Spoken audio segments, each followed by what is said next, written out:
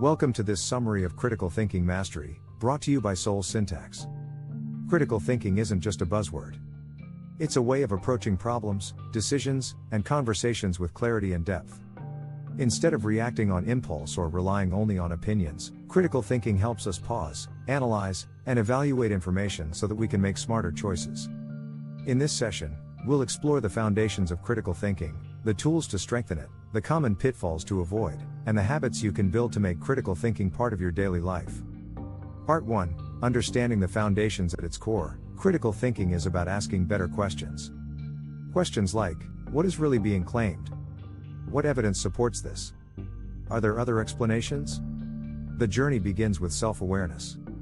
We all carry biases, assumptions, and mental shortcuts.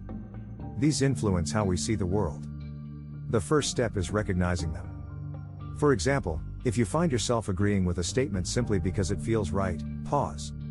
Ask yourself if it's true because of evidence, or if it only aligns with your pre-existing beliefs. Self-reflection, journaling, and even mindfulness practices help you step back and observe your own thinking patterns. This awareness becomes the foundation for stronger reasoning. Part 2: The core tools of reasoning. Once you've built awareness, the next step is mastering reasoning tools.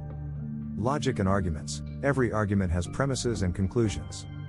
A strong argument is one where the conclusion actually follows from the premises. Weak arguments often contain logical fallacies, like attacking a person instead of their idea, or assuming something is true just because it's popular. Learning to spot these fallacies sharpens your judgment instantly. Evidence-based thinking. Critical thinkers focus on evidence.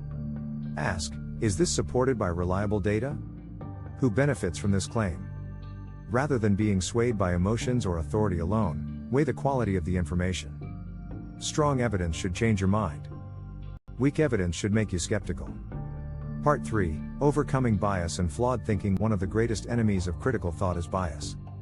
Confirmation bias, for example, makes us seek information that confirms what we already believe.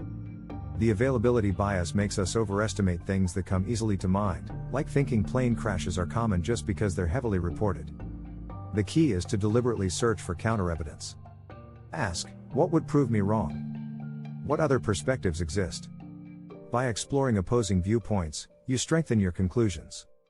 Structured problem solving also helps here. Instead of rushing to a solution, break problems into smaller parts, evaluate options, and test ideas before committing.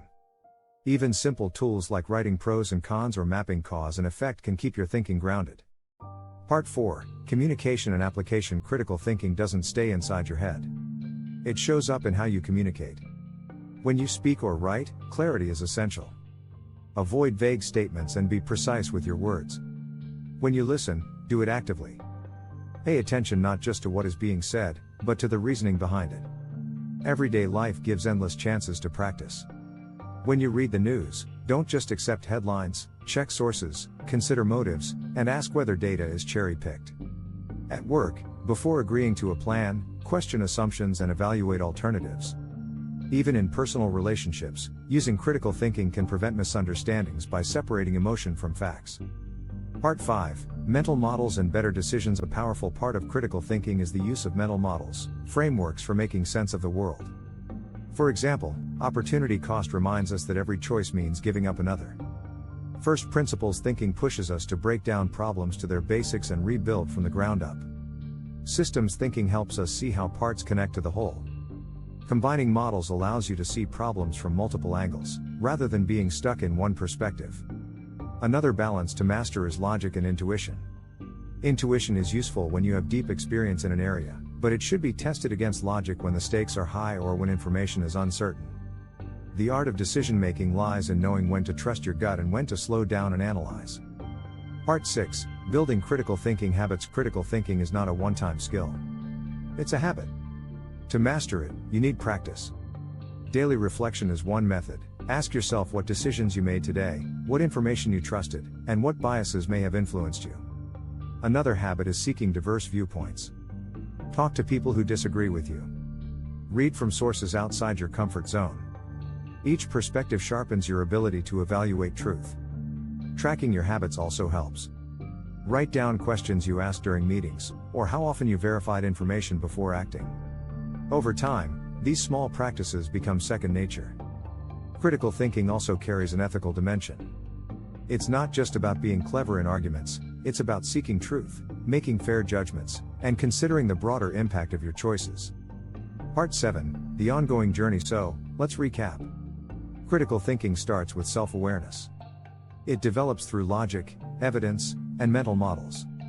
It requires the discipline to resist bias, the courage to question assumptions, and the patience to reflect. Applied in real life, critical thinking makes us better communicators, wiser decision makers, and more resilient problem solvers. It's a skill that grows with use, and it becomes a lifelong advantage. In a world flooded with information, critical thinking is not optional. It's essential. If you found this valuable, subscribe to Soul Syntax for more insightful breakdowns, deep dive summaries, and tools to help you master the art of thinking clearly. Stay curious, stay questioning, and keep thinking critically.